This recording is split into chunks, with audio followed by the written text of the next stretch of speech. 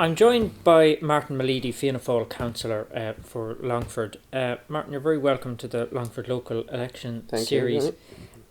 Martin, you have been a prominent councillor, particularly for Fianna Fáil in Longford over the last number of years.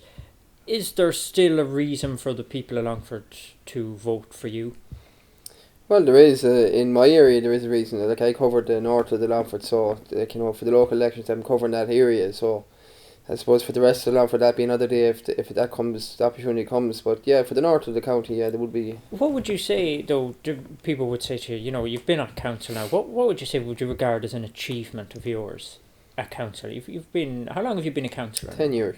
Coming up. There was a time when there was an economic boom and so on in Ireland, and people would say that maybe that boom wasn't spent very well in Longford. So, in that time, what do you think you achieved at council? Well, over the 10 years, I would be very happy with my achievements over the 10 years, and especially in the first maybe 6 years, 7 years, where there was money to be spent. Not so much in the last few years where there wasn't a whole lot of money to be spent. What kind of things was it spent on? Well, in my own area, there was 4.5 million spent. Like in the parish of Mulleagy, there was 4.5 million spent. So like there was a new playground put in. There was 4 extra classrooms to the school. There was a new creche. There was new street lighting. There was new paths in the streets of Mulleagy. There was a €300,000 development of the football club. So like there was a lot of money spent. And do you think Martin Mulleady was central to obtaining those it wasn't funds? just all me. Like, there was committees, but I was on a lot of committees that would have went and seek the funding and would have made deputations to the ministers that time for funding. We went to every minister that we could get funding off. I was on them deputations, and I think it did help to having a Fianna Fáil council when Fianna Fáil was in power. I think that did help. Okay, well that would lead on to another question. As you say, you're a Fianna Fáil councillor, and Fianna Fáil was largely blamed at a national level for the economic crisis and for huge amounts of waste in spending at local and national level. And how can you tell people at this stage that Fianna Fáil, you're going to stand again as a Fianna Fáil candidate, and the Fianna Fáil is reformed enough that they can trust them with their money again? Well, I feel Fianna Fáil is still under transformation. Like, it's not fully transformed yet. I feel that we're on the right road. We're getting an awful lot of young people into the party that hasn't been there before, so they've no agenda. I feel any of the local councillors are, that's been, they weren't at a national level, so they weren't at that national level when there was mistakes made, and granted there was mistakes made. But I think Fianna Fáil is stepping in the right direction. I think there still needs a bit more transformation. It'll take time. I think the local election is going to be probably one that we'll be looking at doing well. We're not in government, so we'll be hoping that we can, make that, the extra step now. Would you accept, though, that at local level, as you say, the councillors, you weren't involved in the national decision making, so we could argue about what happened nationally, but perhaps it's more relevant to talk about the local issue which people are voting on. But people feel in Longford that the council itself was badly run and money was wasted and decisions were taken. You were a county councillor for a lot of those decisions that people. Can you say to the people that mistakes were made at Longford County Council? Do you recognise that mistakes were made, and have you learned anything from those 10 years? Well, there was mistakes made, and everybody recognises mistakes. It's how What mistakes were made in Longford County Council? Well, I always said it, and I said it in Longford County Council, and I said it in meetings that why do we have to always get in consultants? We have qualified engineers in the council. Why have we to put out to consultants and spend money on consultants the whole time? And I've been harping on about this even in the good times, because I felt there was engineers in that council that was well fit to do the job instead of hiring in consultants, which was costing a lot of money. And it was the taxpayers that was paying for it. If you go and look at Longford County Council over the period I've been in, it's been ran by Fine Gael. It's been, it's a Fine Gael led council. It always has been in my time. So there was 8 Fianna Fáil councils in 2004 to 2009, and there's 8 Fianna Fáil councillors now. Do you think that there are things? The problem at council is that councillors are not seen by the public to have real power.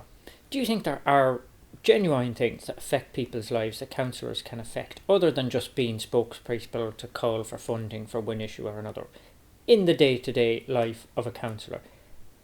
Is there an impact you can have on people's lives, or is this really just a democratic exercise of throwing votes out to give people into jobs and get some expenses?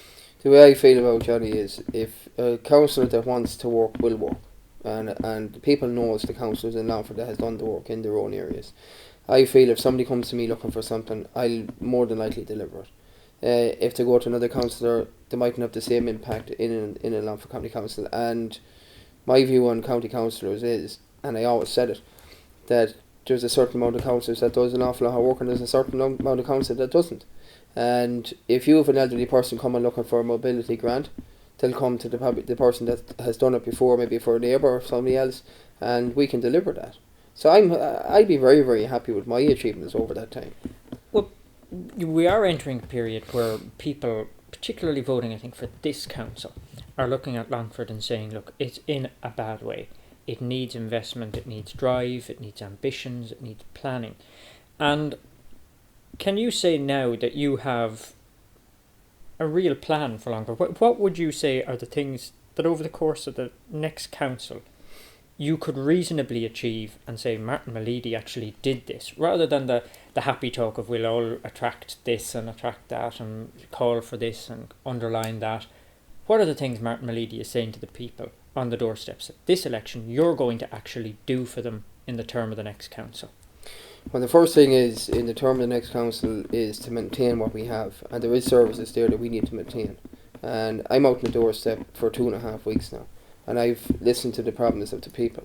The major problem out in the north of the county aren't probably the same problems that's in Mid-Longford, they say, and in around the town. But one problem that has been coming up the doors is the lack of jobs in Longford. Now, from a county councillor's point of view, people that say you can't do anything about that. Yes, we can. Because we can invite companies into Longford. We have a department there in the council to do that, led by Frankie Sheridan, which brought habits back 4 or 5 years ago to Longford. So there's no reason why we can't do that. And have you ever attempted to do this in your own time at council? Well, we employ over 100 people in Drumlish for a very small area. So from a business point of view, I feel that we have delivered in that we've kept employment, we've maintained employment, and we've given employment. So from an employment point of view, yes, as an individual, we have done that. But now, as a councillor, have you attempted to do what you're talking about doing now? Have you ever attempted to bring people together and go out and seek investment for Longford? You're saying you're going to do it now, but what people are going to say is, why didn't you do it in the last 10 years? Why did we let things get to this point? Have you experienced some kind of block in doing this, or was it just something that wasn't considered before?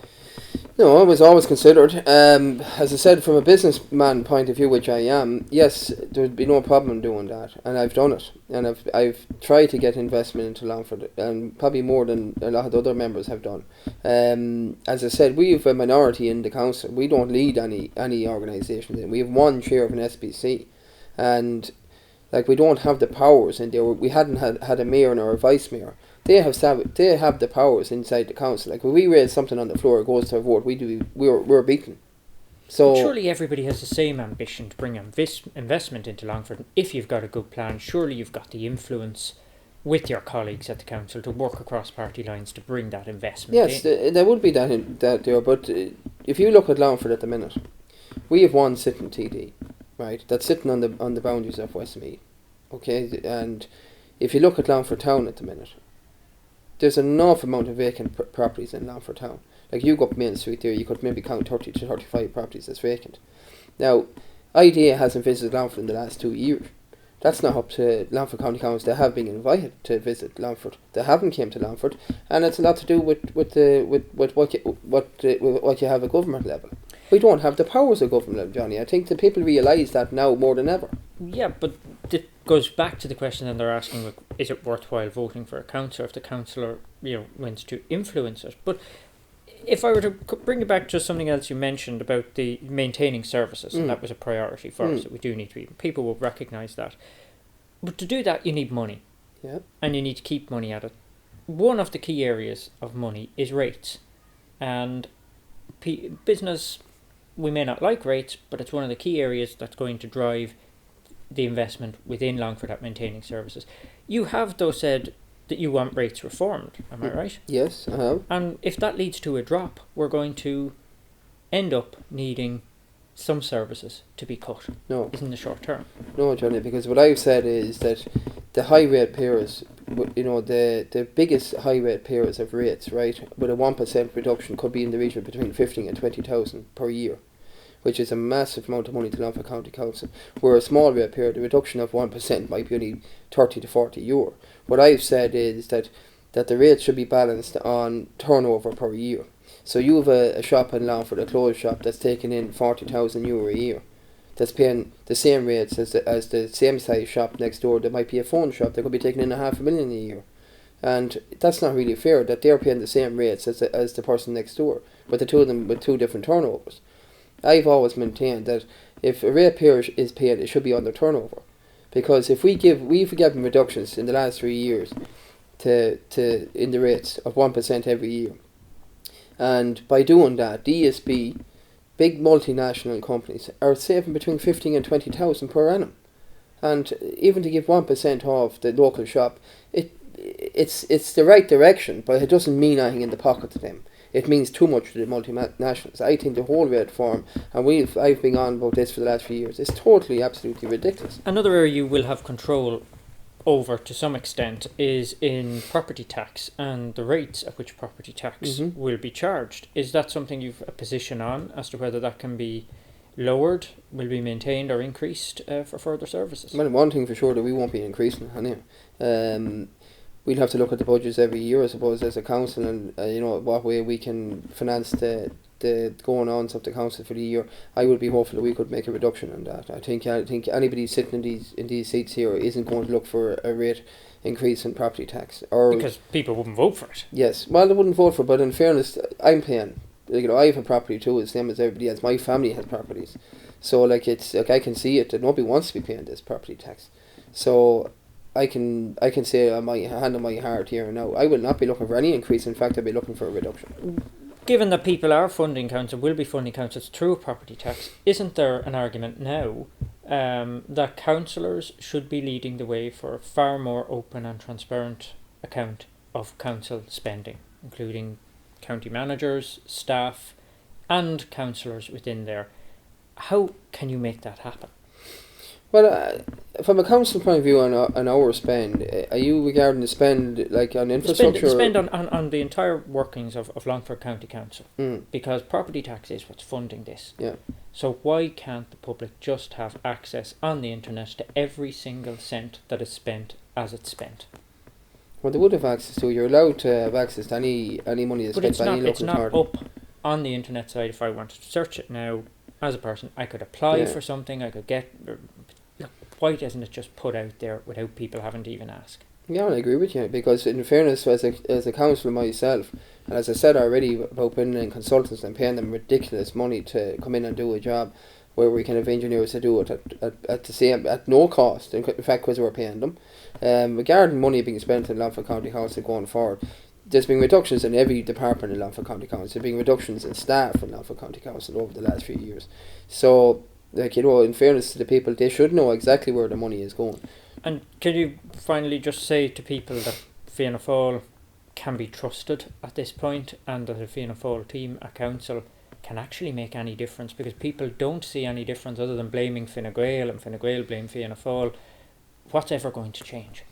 Well, I think people want to look it over a period of time. If you look over, anybody that looks over maybe politics in 10 to 15 years, maybe over a period of that time, and people say that Fianna Fáil made very bad mistakes, say in the late 2000, 2006, 2007, in that era. We all know they made mistakes, but they can't be blamed for everything. And there was an awful lot of good things done in that time too. There was money well spent, but that never gets the airplay. If you get into your car at the roundabout in Longford and you drive to Dublin, you do Dublin in an hour and 15 minutes. 10 years ago you wouldn't have done it in an hour and 15 minutes. Like, people have to see there is money that was spent well. There's crashes in every town. There was money spent incredibly badly though, and there were lots of definitely, and I said that already. There was lots of mistakes made. Do you think Fianna Fáil has learned from those errors? Well, I definitely hope so. As I said, I'm 10 years elected member of Longford County Council. I'm 10 years a councillor for Fianna Fáil, and I'm not ashamed to be a member of Fianna Fáil. I think this thing went out before that, in the 2009. Like, why would you be with Fianna Fáil and all the harm they've done? Fair enough, we all know they made mistakes. It's how we deal with what mistakes they made. And I think going forward, with the amount of young people that has come into Fianna Fáil, they're not carrying any baggage. They're not carrying anything past. I think that we will make a difference, and we have good TDs in the Dáil now. Like Michael McGrath is probably one of the best TDs in the Dáil as spokesman on finance. So I feel Fianna Fáil can be trusted. Okay, Martin Mulleady, thank you very much.